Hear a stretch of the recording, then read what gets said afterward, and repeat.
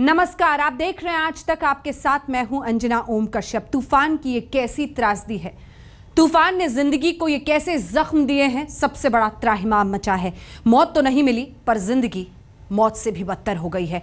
लोग भूख प्यास से तड़प रहे हैं, लोग मजबूरी का फायदा उठा रहे हैं। अब देखिए ना, पानी का एक पाउच 100 रुपए का मिल रहा है, 1 लीटर दूध 120 रुपए, सब्जियों के दाम आसमान पर। तबाही के तूफान ने जिंदगी को ऐसे जख्म दिए हैं, लोग त्राहिमाम कर रहे हैं। हुदहुद तो गुजर गया, लेकिन इंसान जैसे पूरी तरह उजड़ गया।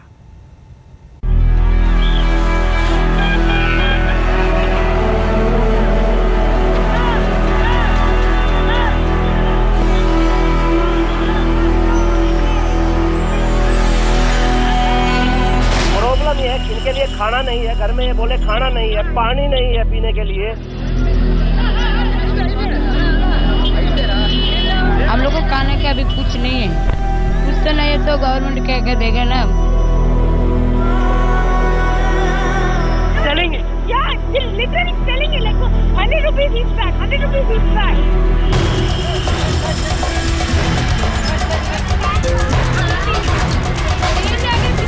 कोई नहीं आया, अभी तक कोई भी नहीं आया। सुबह से कल से कुछ पानी पीने के लिए, या पानी पीने के लिए, खाने के लिए कुछ भी नहीं है। When we are asking, they're saying that they got orders from the collector not to give the petrol, but they're selling in front of us. They're selling in black.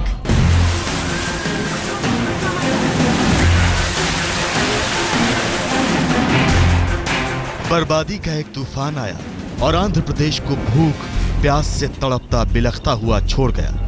पहले हाहाकारी तूफान और अब खाने पीने के सामान के लिए हाहाकार। पूरे विशाखापट्टनम में एक लूट सी मची है। पीने के पानी के लिए, दूध के लिए, सब्जियों के लिए, पेट्रोल के लिए। त्रासदी का ये मंजर रोंगटे खड़े कर देने वाला है। बंगाल की खाड़ी से उठा समुद्री चक्रवात हुदहुद पूरे विशाखापट्टनम को जैसे तहस नहस कर गया। न घर बार बचे, न कारोबार, न अस्पताल बचे, न एयरपोर्ट। पेड़ जड़ों से उखड़ गए, ट्रैफिक सिग्नल ध्वस्त हो गए, बिजली के खंभे तबाह हो गए, सड़कों पर गाड़ियां पलटी पड़ी हैं।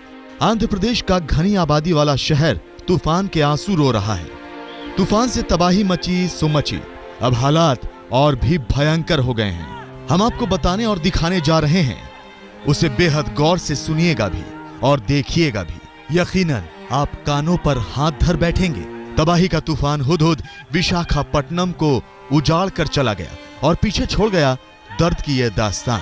तो सुनिए, विशाखापट्टनम में इस वक्त दूध 120 रुपए लीटर मिल रहा है। पानी का एक पाउच 100 रुपए का बिक रहा है। कई जगहों पर तो 10 लीटर पानी 2500 रुपए में बिक रहा है। नूडल का 10 रुपए वाला पैकेट 30 रुपए में, तो सब्जियों के दाम में भी 20 रुपए प्रति किलो के हिसाब से बढ़ोतरी हो गई है। साइक्लोन हुदहुद का प्रभाव यहाँ पे लोगों पे इतना ज्यादा पड़ा है कि आवश्यक सामग्रियों में जैसे लूट सी मच गई है।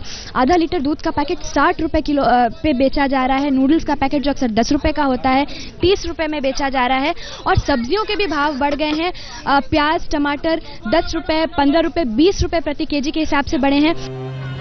20 लाख की आबादी वाले शहर विशाखापट्टनम में मारामारी की इन तस्वीरों की पूरी सच्चाई भी हम आपको बताएंगे।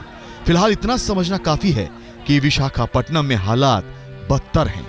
कई इलाकों में लोगों को कई दिनों से खाना तक नसीब नहीं हुआ है और सबसे बुरा हाल पीने का पानी और दूध का है। स्थानीय दुकानदार मजबूरी का फायदा उठाकर मनमाने रेट वसूल कर रहे हैं। लोग रो रहे हैं और कोई उनकी सुध लेने वाला नहीं। हम लोग को खाने के अभी कुछ नहीं है, कुछ तो नहीं है तो गवर्नमेंट क्या देगा ना। बोल रहा है तुम लोग को चावल देगा, पैकेट देगा, दूध देगा, कुछ भी नहीं मिल रहा है। विशाखापट्टनम में तबाही का जायजा खुद प्रधानमंत्री नरेंद्र मोदी ने भी लिया और आंध्र प्रदेश की मदद के लिए अपना सरकारी खजाना खोल दिया। भारत सरकार की तरफ से एक इंटरिम असिस्टेंट के रूप में 1000 करोड़ रुपया भारत सरकार से तरफ से देने की मैं घोषणा करता हूं और तुरंत सर्वे होने के बाद आगे भी भारत सरकार आंध्र के साथ, वाइजाग के साथ पूरी तरह साथ रह करके इन समस्याओं से बाहर निकलने के लिए जो भी आवश्यकता होगा उसको पूरा करेंगे। तबाही के इस तूफान में अब तक 29 लोगों की मौत हो चुकी है, जिसमें अकेले विशाखापट्टनम में 16 लोग मारे गए हैं। मौसम विभाग ने जिंदगियां तो बचा ली, लेकिन तूफान के बाद की त्रासदी अब विशाखापट्टनम को रुला रही है। रत्निका शर्मा के साथ जुगल किशोर, विशाखापट्टनम आज तक। आंध्र प्रदेश के विशाखापट्टनम में एक लूट सी मची है, मारामारी मची है। पानी के पीछे लोग दौड़ रहे हैं, एक दूसरे से झगड़ रहे हैं। लोगों को कई दिनों से खाना तक नसीब नहीं हुआ है, गला सूख रहा है, बच्चे दूध के लिए तरस रहे हैं। मारामारी पेट्रोल पर भी मची है। शहर के पेट्रोल पंप्स पर सैलाब उमड़ रहा है। जिसको पेट्रोल मिल जाए वो अपने आप को किस्मत वाला समझता है।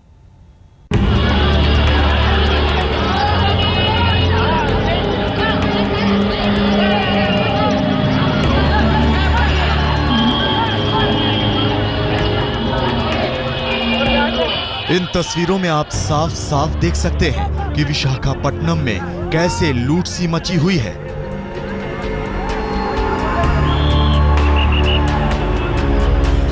जी हां, जैसे ही पानी के पाउच की बोरियां पहुंचती हैं, सैकड़ों की तादाद में लोग झपट पड़ते हैं। जिसके हाथ में जितना लगता है वो दौड़ पड़ता है और कोई गिड़गिड़ाता ही रह जाता है।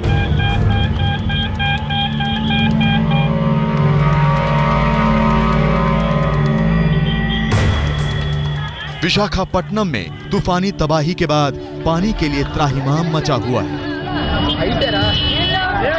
प्रशासन यहाँ पर गायब है और जब कभी एक बार आता है तो आप देख सकते हैं किस तरह से भीड़ यहाँ इकट्ठा हो गई है।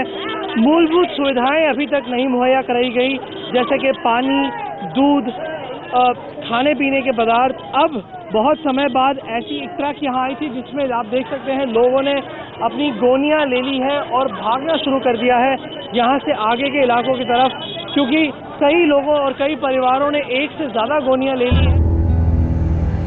विशाखापट्टनम में बर्बादी के तूफान की लहरें सब कुछ ध्वस्त करती चली गईं। समंदर में उफान पड़ा, पानी खूब बरसा, लेकिन लोग पीने के पानी को तरस गए हैं। विशाखापट्टनम में इस वक्त बिजली नहीं है। तबाही के तूफान ने 20 लाख की आबादी को अंधेरे में धकेल दिया है और बिजली नहीं है तो पीने का पानी भी मयस्सर नहीं है। फिर लोग पानी के एक पाउच के लिए दौड़ रहे हैं, झगड़ रहे हैं। यहाँ पे पानी का प्रॉब्लम है सर, बहुत प्रॉब्लम है। एक एक ट्रक आ रहे हैं फिर चला जा रहे हैं। एक आदमी 4-5 बस्ता लेकर जा रहे हैं, जिसको मिल रहा है वो लेकर जा रहे हैं। और औरत लोग को देखिए, ये लोग को कुछ नहीं मिल रहा है। ये लोग क्या कर रहे हैं, पूरा वैन लेके एक एक आदमी की दे रहे हैं। एक एक आदमी का 4-4 पंडा ले रहा है, पानी का 4-4 पंडा ले रहा है। हम आपको बता दें कि पानी के ट्रक से किसी को एक पानी का पाउच भी नहीं मिल पा रहा है, तो कोई कई बोरियां झपट रहा है और फिर पानी के मनमाने दाम वसूल रहा है। पानी के एक पैकेट को 100 रुपए में बेच रहे हैं। यहाँ से हमें ऐसी भी रिपोर्टें आ रही हैं, लोग कह रहे हैं कि ये सामान यहाँ से ले जाया जाता है और फिर उन्हें कीमती कीमत पर बेचा भी जाता है। तो एक तरह से अगर देखें तो ये बहुत ही अद्भुत सा एक नज़ारा है कि यहाँ प्रशासन का हेडक्वार्टर है, लेकिन फिर भी प्रशासन जो है यहीं पर किसी तरह से रिलीफ का सामान नहीं दे पा रहा है और इस तरह से यहाँ पर भगदड़ मची है।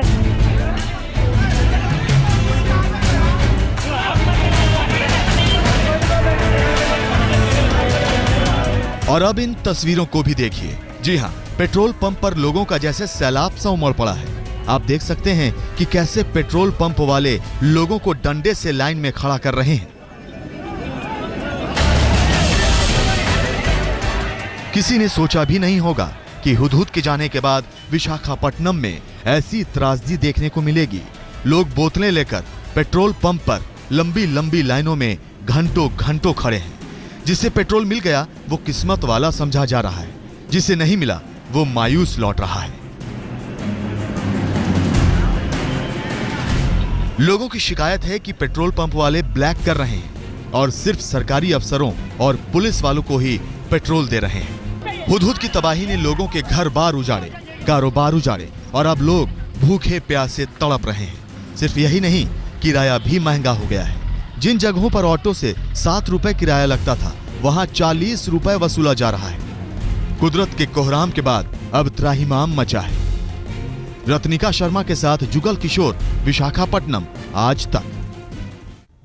बहुत परेशानी, बहुत तकलीफ। 3 दिन बाद पेट में गया दाना। कहां है सरकार, कहां है प्रशासन? तबाही के तूफान के मारे भूखे प्यासे लोग यही पूछ रहे हैं। कई जगह एक इंसान का दर्द इंसान ने समझा। 3 दिन बाद पेट में दाना तो गया।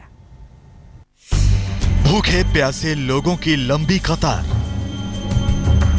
तूफान के बाद हर तरफ हाहाकार, लेकिन नहीं हुई इंसानियत जार-जार।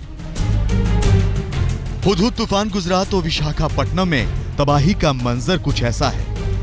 गांव के गांव तबाह हो चुके हैं। लोग मुफलिसी के मुहाने पर खड़े हैं, उस मुहाने पर जहां अन्न का एक दाना तक मयस्सर नहीं हो पा रहा।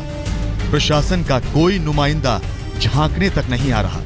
सीएम कोई आया अभी तक कोई भी नहीं आया। सुबह से कल से कुछ भी पानी पीने के लिए, या पानी पीने के लिए, खाने के लिए कुछ भी नहीं है। सब बच्चे लोग, हम लोग सब भूखे प्यासे से यहाँ है। भूखे प्यासे लोगों की तादाद काफी ज्यादा है और प्रशासन ज्यादा कुछ करने में नाकाम। लिहाजा जिनमें इंसानियत बची है, उन्होंने अपनी ओर से हुदहुद पीड़ितों की मदद का बीड़ा उठा लिया। 3 दिन से भूखे लोगों को चावल, सांबर और दही बांटी जा रही है ताकि भूख और बेहाल ना कर दे। मॉर्निंग 11 o'clock आप शुरू कर दिया। ऑलरेडी वी आर क्रॉस 3000 को ऑलरेडी खाना दे दिया। चावल, सांबर, दही सब दे दिया सर। खुशनसीब है वो जिनके पेट में अन्न का दाना गया, लेकिन उन मासूम बच्चों का क्या, जिनकी माएं दूध का बंदोबस्त तक नहीं कर पा रही। मजबूरन चावल खिलाना पड़ रहा है। दूध नहीं मिले तो खाना ही खिला रहे करते। उम्मीद ही की जा सकती है कि भूखे पेट दर दर की ठोकरें खाते इन लोगों पर शायद प्रशासन को रहम आ जाए। कम से कम 2 जून की रोटी और पीने के पानी का इंतजाम कर दिया जाए। संजय शर्मा, विशाखापट्टनम, आज तक।